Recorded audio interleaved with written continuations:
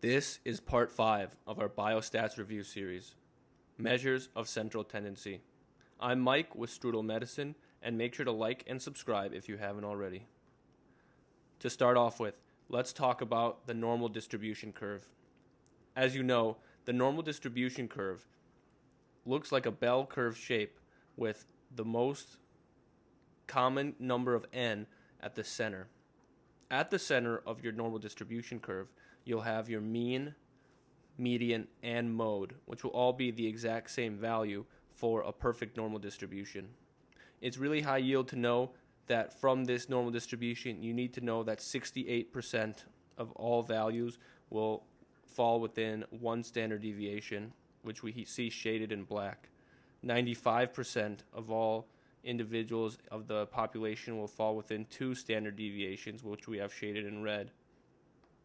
And 99.7% of all individuals in the population will fall within three standard deviations for a perfectly normally distributed population.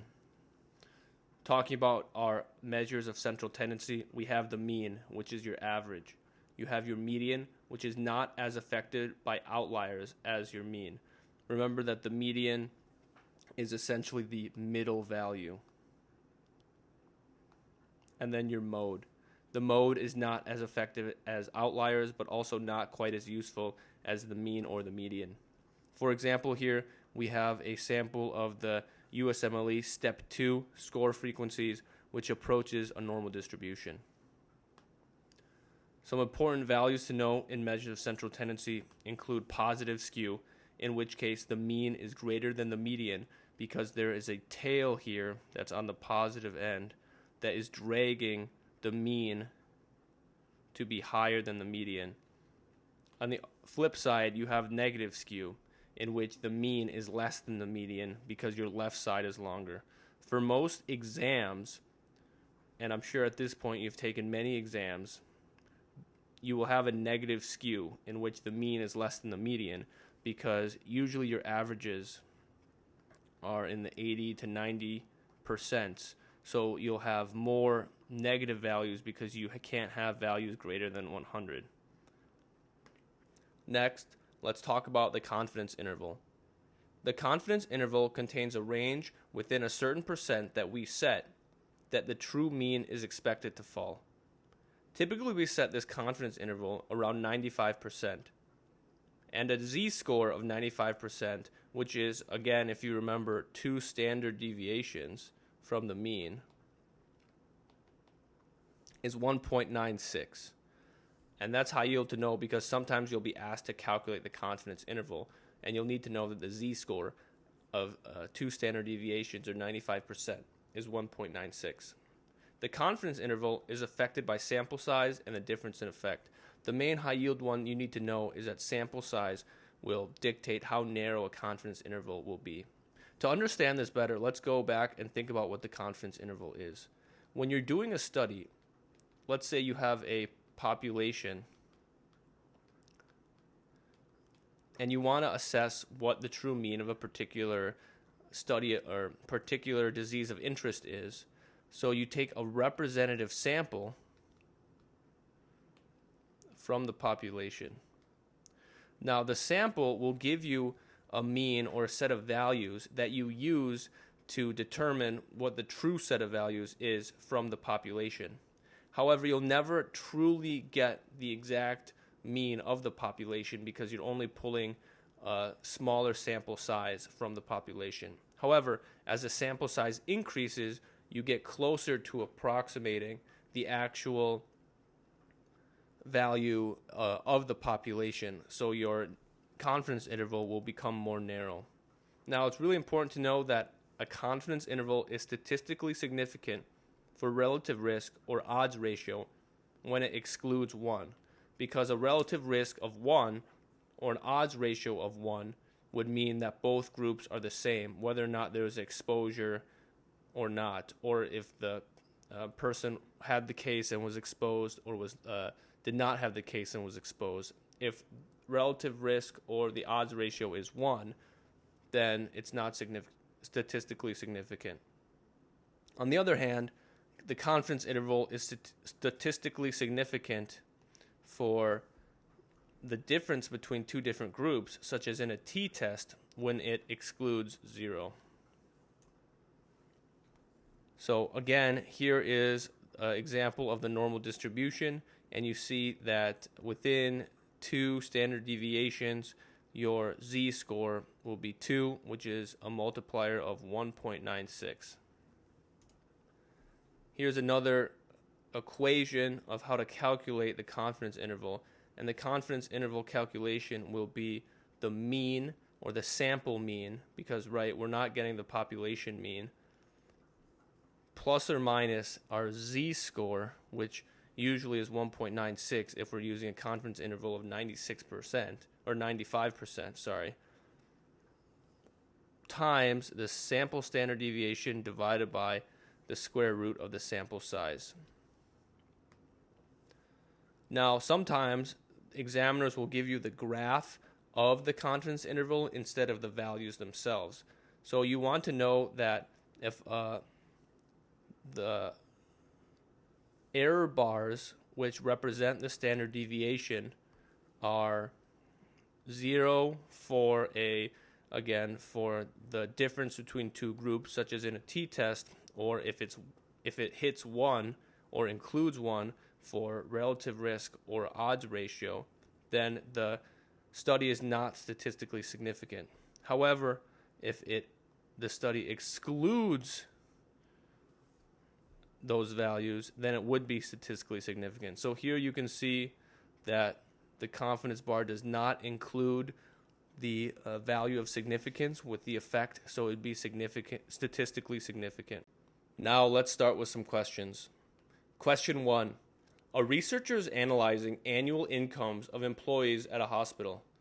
The majority of people earn between $30,000 and $90,000, but a small number of hospital executives earn over $2 million annually. The researcher notes that the mean income is much higher than the median. Which of the following best describes the distribution of this data? A. Normally distributed. B. Left skewed. C. Right skewed. Or D. Bimodal. So in this question, we're being asked about a particular type of distribution, and that's a distribution in which the mean is greater than the median. So we can draw out this graph, and we see that there's a right-sided tail that's dragging the mean to be greater than the median. So the mean is represented by the dotted line. So this would be an example of right-skewed distribution. Question 2. In a study of time to symptom relief after taking a new migraine medication, most patients experienced relief at 30 minutes, while some experienced relief at 60, 90, and 120 minutes. If the most commonly reported time is 30 minutes, which of the following best represents that value? A. Mean. B. Median. C. Mode. D. Standard deviation. Here, this question is just asking what is the name for the value that is most commonly reported. So the most common value in a particular distribution is called the mode. Question 3. A lab is measuring serum sodium levels in 1,000 patients. One patient has a sodium level of 180 millimoles per liter due to a lab error, while the rest range from 135 to 145 millimoles per liter. Which of the following measures of central tendency is most affected by the outlier? A. Median. B. Mode. C. Mean. D. Interquartile range. You remember that, so this question is asking which measure of central tendency is most affected by an outlier. And of course, we all know that that would be C. Mean. Question 4.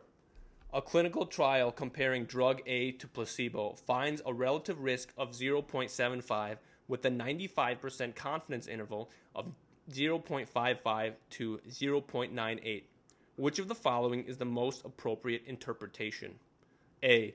The result is not statistically significant. B. The confidence interval includes the null value. C. drug A significantly reduces risk compared to placebo, or D, the result is due to random chance. So here in this question, we're being asked about interpreting a confidence interval. And this confidence interval is a 95% confidence interval. And you can see that it goes from 0.55 to 0.98. And we're comparing two groups, drug A to placebo. So if this confidence interval excludes one, then it would be statistically significant. And in this case, the confidence interval of 95% for this trial is from 0.55 to 0.98, which excludes one. Therefore, this trial is statistically significant, which is answer C. Drug A significantly reduces risk compared to placebo. Question 5. A sample of 200 hypertensive patients has a mean systolic blood pressure of 138 millimeters of mercury with a 95% confidence interval of 134 to 142 millimeters of mercury. Which of the following is the correct interpretation? A. 95% of individual patients have blood pressure between 134 and 142 millimeters of mercury. B. There is a 95% chance that any individual's blood pressure is in this range. C. We are 95% confident that the true population mean lies between 134 and 142. D. 95% of future samples will fall in this range. So this question is asking, how do we interpret a confidence interval? Again, we're taking a sample of 200 patients from an actual population, and now we want to have this sample population has a mean of 138 millimeters of mercury, while the confidence interval is between 134 to 142. So we're trying to identify where the mean of the true population will lie using the confidence interval. And by definition, the correct answer would be C. We would be 95% confident that the true population mean lies between 134 and 142 based on our sample. Question 6. A data set of fasting glucose levels follows a normal distribution with mean of 100 micrograms per deciliter and a standard deviation of 10 milligrams per deciliter. What percentage of values are expected to fall between 80 and 120 milligrams per deciliter? A. 68%, B.